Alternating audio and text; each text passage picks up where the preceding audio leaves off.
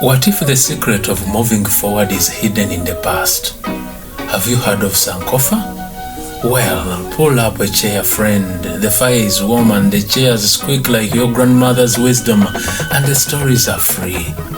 Because tonight we are not talking about your latest subscription service or the latest gadget that promises to fix your life. No, we are going old school, ancient old, feather and egg old. What if the secret of moving forward is hiding exactly where you don't want to look? Your past. Have you ever heard of Sankofa?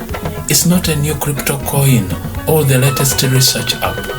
It's a mystical bird, wings stretched forward, but head turned backward, plucking an egg off its back. A bird that dares to ask, why race in the future if you've forgotten what you dropped behind? Picture it, a bird flying boldly to tomorrow, its head turned back, eyes fixed on yesterday, its beak trying to clutch an egg, fragile, glowing, the promise of what's to come. The bird isn't confused, it isn't lost, it is Sankofa, proof that the road ahead sometimes begins behind.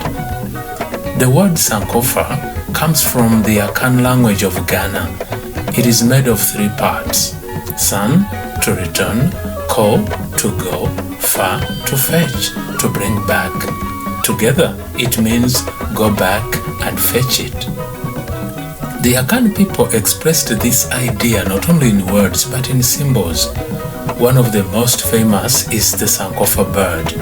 Its body facing forward, its head turned back, beak delicately holding an egg. This image represents the act of reaching into the past to reclaim what is valuable: knowledge, heritage, and lessons, while its forward-moving body reminds us of the balance between honoring the past and progressing into the future. This is one of the most powerful lessons humanity has ever crafted, that to move forward, we must first go back and fetch what we have left behind. That it is not a taboo to go back and get something after you have forgotten it. More literally, it means if you forget and you go back to get it, there is nothing wrong with it. Now, in our modern world, we are told over and over again, forget the past, focus on the future. Progress means leaving everything behind. But Sankofa disagrees. Sankofa whispers, the past is not dead, the past is a living archive. And if you abandon it, we abandon part of ourselves. So today we are going to take a journey together. We will sit with Sankofa listening to its call. We will walk through history and memory, through colonial classrooms and ancestral firesides, through the pain of forgetting and the power of remembering. We will ask, what does Sankofa teach us about education, about culture, about survival? How does this ancient wisdom help us in a time when so much knowledge has been silenced and so many of us have been cut off from our roots? And maybe, just maybe by the end, you will feel the pull of that bird turning its head, reaching back, reminding you of the wisdom you carry into your own story, your own lineage, your own community. Because Sankofa is not only an Akan lesson, it's a human lesson. And right now, it may be the lesson we need most. This may sound simple, but it reveals a very different way of understanding time. In Western thought, time is a straight line. Yesterday is gone, today is here, tomorrow is ahead, and progress means moving away from what came before. But in African philosophy, time is understood differently, for it's not always linear. Among the Akan, the Yoruba, the Shona, and many others, time can be circular, spiral, woven. The ancestors are not gone, they are present. The future is not blank space, it grows out of memory. In this worldview, the past is not dead weight, it is soil, it is seed, it is the place where wisdom rests, waiting to be picked up, carried forward, and replanted in new ground. And so Sankofa reminds us, if you want to build, if you want to grow, if you want to move forward with strength, you cannot cut yourself off your roots. You must turn back, fetch what matters, and carry it with you. Now let's talk about why Sankofa became so crucial in the story of African education. When colonial powers imposed their school, they did more than teach reading and arithmetic. They taught forgetting. Children were forced to abandon their mother tongue. They were punished for speaking Twi, Igbo, Luganda, Runyankore, Acholi, Rugba, Shona, and Zulu to mention. They were told their songs were heathen, their stories were childish, their philosophies were superstition. They learned about Shakespeare and Napoleon, but not about the great empires of Mali, of Songhai, not about the astronomers of Timbuktu, not about the philosophies of their ancestors. Colonial education did not just fill students with knowledge, it drained them of memory. It made them ashamed of who they were. Think about that. A child sits in class eager to learn, but every lesson says your language is wrong, your culture is backward, your history is irrelevant. Over time, the child learns not only math or grammar, they learn to feel small. They learn to admire Europe and despise Africa. This is what I call the coloniality of affect. Not just colonizing the mind, but colonizing emotions, teaching people to feel shame, to feel inferior, to feel dependent. And this is where Sankofa becomes a rebellion. To say, go back and fetch it, is to resist. It is to say, my past is not primitive, it is powerful. My heritage is not a burden, it's a treasure. My memory is not a chain, it's a key. In those colonial classrooms, even whispering a folk tale, humming a traditional tune, or recalling the wisdom of an elder becomes an act of quiet Sankofa, acts of survival, acts of dignity.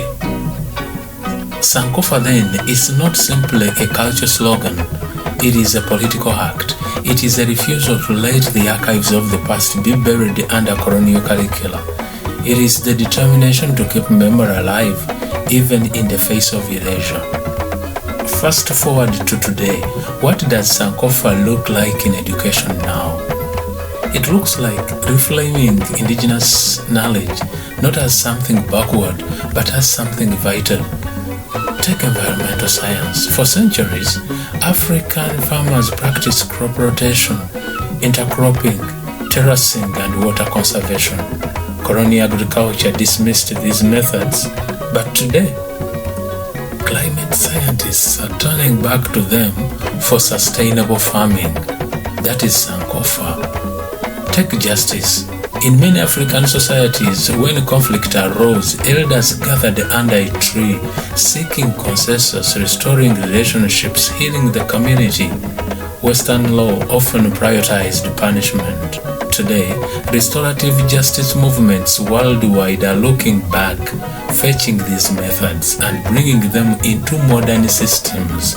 That's Sankofa. Take mathematics. Look at the fractal patterns in African villages, in textiles, in hairstyles. These reveal complex mathematical thinking long before the word fractal existed. Mathematicians today study these designs to understand geometry in new ways. Again, that is Sankofa. In a Sankofa classroom, students do not just memorize what is in a Western textbook. They connect it to the wisdom of their people. They study Shakespeare, yes, but also proverbs and epics of their own ancestors. They learn global science, yes, but also the ecological knowledge passed down through oral tradition. This is not about romanticizing the past. It's not about pretending everything traditional was perfect. It's about strategic remembering, choosing what to recover, what to carry, what to adapt. It's about honoring the living archive, not as nostalgia, but as nourishment. But Sankofa is not only intellectual, it is emotional, it is spiritual. Remember, colonialism colonized feelings too. Many of us were taught to feel ashamed of our accents, our names, our skins. Even today, some students may know in theory that their culture is valuable, but deep down they feel it is second class. Sankofa offers healing. To sing a traditional song in class is not just music, it is therapy. To tell a folk tale is not just entertainment, it is restoration. To cook indigenous food, to dance ancestral dances, to speak in mother tongues, these are acts of emotional repair. Sankofa decolonizes the heart. It teaches pride, dignity, and joy in heritage. It reclaims affect, turning shame into pride, silence into voice, inferiority into confidence. It tells us your memory is not a wound, it's medicine. So how do we practice Sankofa? We practice it in community rituals, festivals, and storytelling nights. We practice it when elders mentor youths not as relics but as living libraries. We practice it in schools when teachers invite oral history, proverbs, music, and local science into lessons. Universities create Sankofa programs that connect students to heritage. Museums showcase artifacts not as dead objects but as sparks of memory. Even in technology, African software designers are asking, how do we code Ubuntu? How do we design with Sankofa? And Sankofa is not only African. Every culture has something to fetch. For indigenous peoples in the Americas, it's recovering language nearly lost. For diasporas, it is reconnecting with identities fractured by migration. For humanity as a whole facing climate crisis, it's about remembering balance, respect, reciprocity with the earth. Sankofa is a gift Africa offers the world, the courage to turn back and the wisdom to carry forward. So let's return to the image. A bird, body moving forward, head turned back, beak holding an egg. This is Sankofa, a reminder that forgetting is a kind of death, but remembering is life. That progress is not abandoning the past, but weaving it into the present. That education is not only about exams, it's about dignity, memory, and belonging. When we say Sankofa, we say our story matters. We say our ancestors are not gone, they walk with us.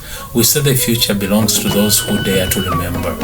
So, the next time you hear someone tell you, forget the past, move on, think of Sankofa. Think of the bird that dares to look back even while flying forward. Think of the egg in its beak, the seed, the wisdom, the treasure. And then ask yourself, what do you need to fetch? What wisdom waits in your lineage, your culture, your community, your soul? What memory will you carry to build a future that is whole? That is Sankofa. Go back, fetch it, and fly. Thank you so much for watching.